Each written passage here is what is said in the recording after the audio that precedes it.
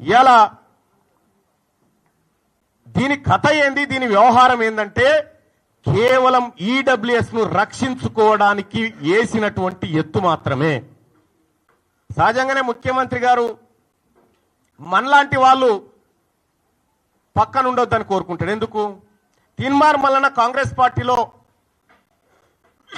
ఉండి ఓపెన్ గా జరిగినటువంటి అన్యాయాన్ని ప్రశ్నిస్తా ఉంటే ఆయనకు శవనం పట్టది.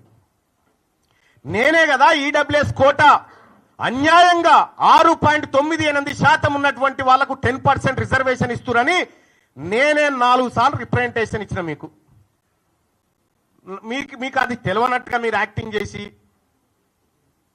మీరు ప్రవర్తించేటువంటి తీరు చాలా జుగుప్సాకరంగా ఉంటుంది. మీకు తెలియదా ఈడబ్ల్యూఎస్ కోటా ఎట్లా ఇంప్లిమెంట్ చేస్తున్నారో? ఇలా 160% ఉన్నటువంటి బీసీలకు 27% రిజర్వేషన్, 10% లేనటువంటి అగ్రవర్ణాలకు 10% రిజర్వేషన్ ఇస్తే ఈ అన్యాయాన్ని ప్రశ్నించడం బీసీగా, బీసీల రక్తం పంచుకొని పెట్టిన బిడ్డగా నా హక్కు. అది నేను మాట్లాడతా.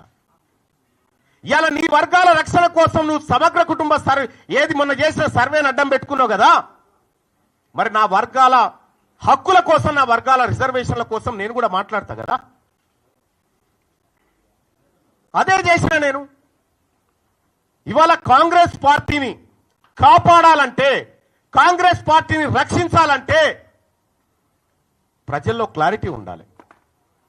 మనం సర్వే చేస్తే 90 ఏళ్ల తర్వాత సర్వే చేసినా మీరు చెప్తే సప్పట్లు కొట్టేటోడు లేడు, పాలాభిషేకం చేసినోడు లేడు. నీకు బీసీ వర్గాలు ఎవరు నమ్మలే.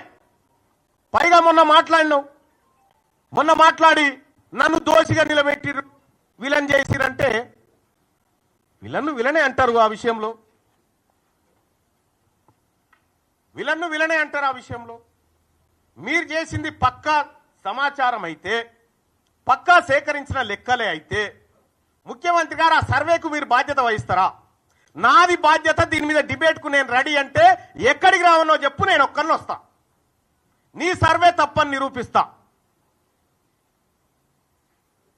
నేను కూడా సూచనే చేసిన మీకు ఆ రోజు, సరిదిద్దుకునే అవకాశం ఉంది, ప్రయత్నం చేయండి, తప్పు కాదనేటువంటి మాట చెప్పిన.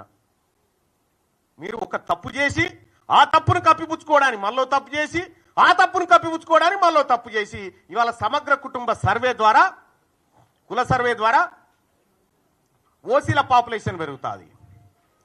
2011లో మనమే చేసినాం కదా సెన్సస్.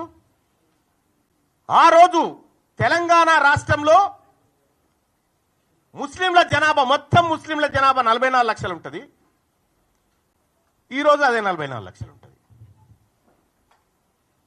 ఇది ఎట్లా సాధ్యం? ముస్లింలు ఎవరు పిల్లల్నే కానలేదా? మధ్యలో సమగ్ర కుటుంబ సర్వే వదిలేద్దాం, కేసీఆర్ చేసింది. మన సర్వేలే కంపేర్ చేస్తేనే ఇక్కడ పొందడం లేదు కదా.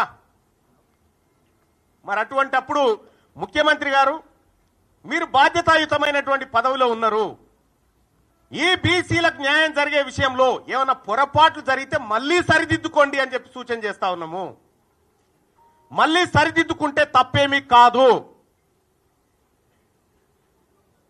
ఇవాళ తీన్మార్ మల్లన్న సర్వేని వ్యతిరేకించిందంటే నేను ఒకే ఒక్క కారణం అని చేరేటప్పుడు కూడా చెప్పినా, మా తలలను లెక్క పెడతా అంటుండు, క్యాస్ట్ సెన్సస్ చేస్తా ఉంటుండు, మాకు 42% రిజర్వేషన్ ఇస్తా అంటుండు రాహుల్ గాంధీ గారు అని చేరినాం. ఆయన ఆలోచన మేరకు, రేవంత్ రెడ్డి గారు పిలుపు మేరకు కాదు కదా నేను చేరింది, ఆయన ఆలోచన మేరకు చేరినాం. అదే నాయకుడు రాహుల్ గాంధీ గారు పార్లమెంట్లో మొన్న మాట్లాడుకుంటూ, ఓ బీసీ నాయకులారా, బీసీ ఎంపీలారా, మీకు అన్యాయం జరుగుతుంటే మీరు మాట్లాడరా అని చెప్పిండు. మరి ఆయన చెప్పిందే నేను చేస్తా ఉన్నా.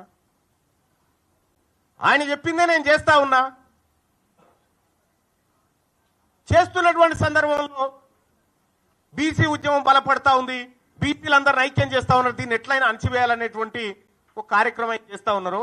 ఈ చరిత్ర ఇటువంటి వాళ్ళని కొన్ని వందల మందిని చూసింది ఈ గడ్డ, ఈ నేల. అందరం ఎంతకాలం భూమి మీద బతకడానికి రాలే. ఇవాళ మనం ఒక పని చేస్తే తరతరాలు గుర్తుండాలి.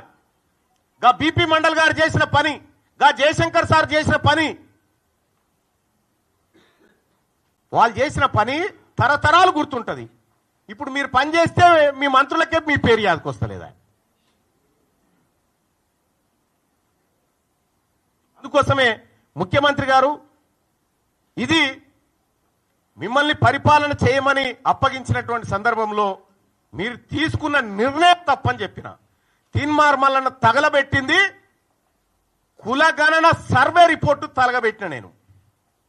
ఇలా తీన్మార్మలను ఏం చేసిండో 2018లో 2011లో రాహుల్ గాంధీ గారు కూడా అదే చేశాడు. Manmohan Singh government UPA 2 government తీసుకొచ్చిన ఆర్డినెన్స్ చింపి చెత్తబుట్టలో బారేసిండు. ఇలా నేను చేసింది గదే.